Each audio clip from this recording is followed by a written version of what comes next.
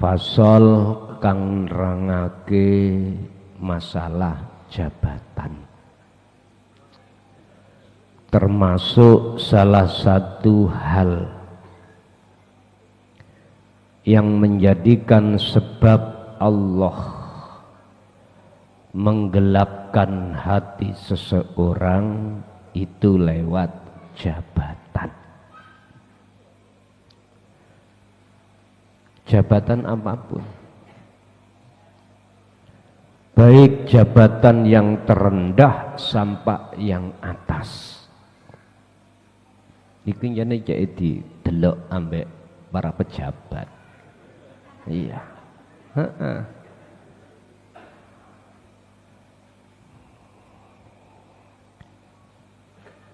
Konco-konco pejabat iku mengapa selalu membawa tas? Ngerti maksudnya sampean? Kok ngerti? Lebete niku Pak ATM. Nggih. Lebete ATM ya uang dan sebagainya. Beda nek lurah Klason. Gak percaya. Polbeke. Senjata punya, apapun punya, lurah, muklah, dibuka senjata, hulek-hulek. Lho, ana maneh sing ngagetno sampean. Apa? Nya. Mercon. Lho. Mbah gak iso nyumet aku iki. Konco-konco semuanya mesti bawa ini, Pak. Isinya HP, uang, ATM, kartu-kartu penting. Jadi biasa di tengah-tengah pejabat itu ngebosi. Biasa Pak. Koncone teko pitu, royokan ngebosi Pak. Royokan ngebosi, konco-konco pejabat ya. Ya nggak tahu maksudnya apa. Tapi yang jelas semua pejabat pasti bawa tas. Yes, tas samenten iki.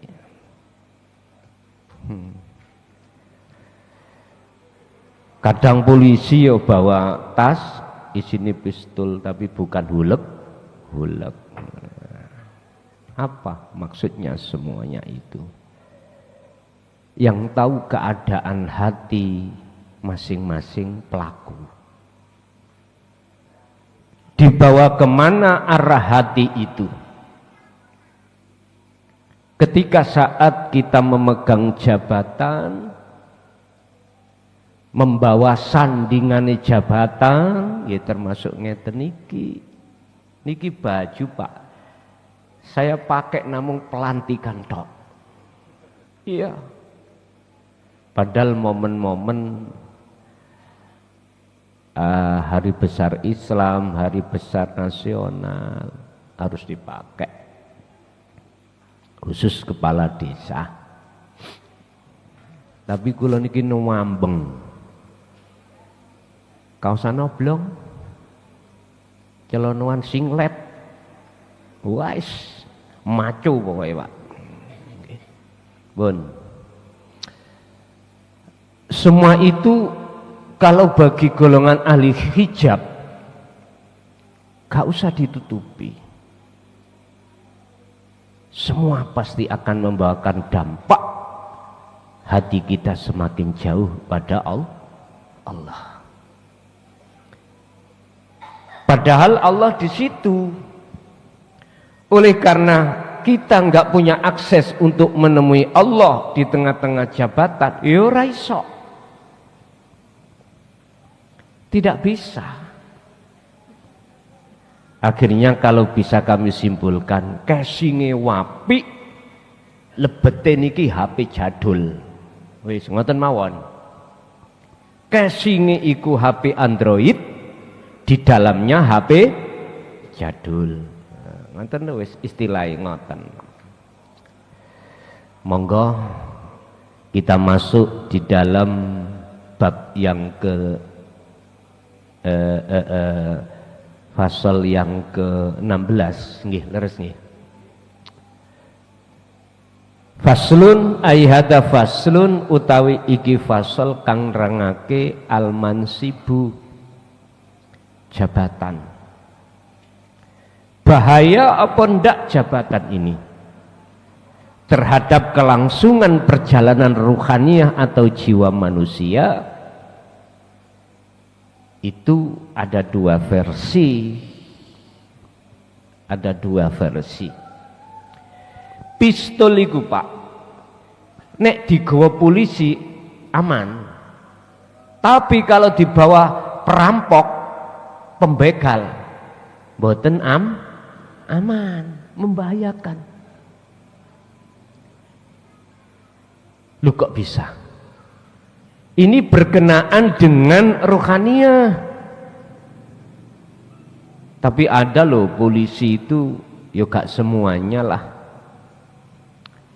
Stres, baru-baru ini nembak. Di mana itu Pak?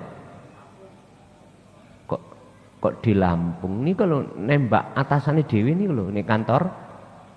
Di mana itu? Luar Jawa kelihatannya itu. Enggak ya?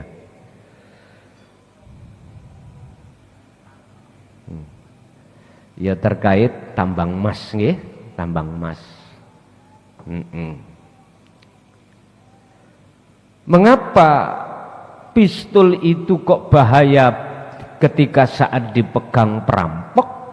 Karena tujuan perampok itu sudah nggak benar. Tapi jikalau ini dibawa TNI atau Polri, tujuannya adalah mengamankan negara. Loh, nggak bahaya. Sama jabatan ya seperti itu. Siapa yang memegang? Ini urusan rohani. Bahaya di mata Allah dan justru itu manfaat sebagai jembatan atau kendaraan untuk bertemu Allah. Monggo kita bahas. Baina ahlil hijabi utawi ing dalem antarane ahli hijab iku minal muta'arofi alaih. Wis dadi kebiasaan alaihi ngatasi ahli hijab apa annal manasibi ing sak temene jabatan min adnaha, baik jabatan itu rendah, min adna saking kang rendah opo mansibun ila a'laha tumeka jabatan kang luhur opo mansibun iku mutahatun, dadi rebutan, direbutke daiman khali langgeng. Selamanya tentang masalah jabatan itu bagi ahli hijab mesti dijadikan rebutan. Contoh yang terendah lah Pak, kepala desa. Ini jabatan politik. Beda kalau lurah. Lurah niku jabatan struktural. Apa bedanya politik dan struktural? Kalau politik itu langsung dipilih masyarakat. Yang memberhentikan hanya masyarakat. Beda kalau struktural. Ya kepala daerah, contoh bupati, punya kewenangan memberikan SK si A untuk jadi lurah, untuk jadi camat, untuk jadi kepala kabak kopowai. Itu namanya mutasi. Tapi tak kandani Pak. Ya gak garingan Pak. Artinya gak garingan, alun-alun lemai teles. Matur suwun pangeran sing bal.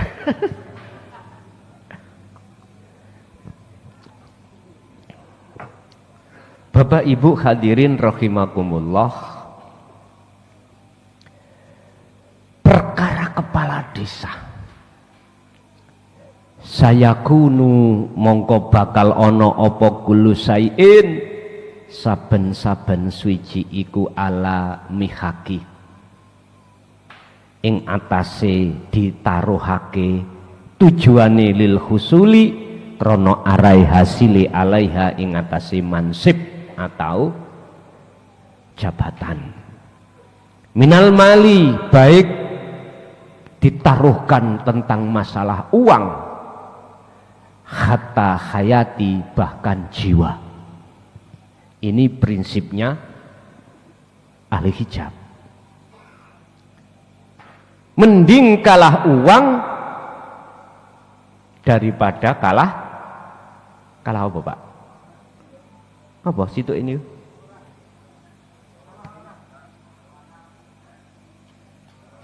Ono istilah mending kalah uang daripada kalah isin ngono ah.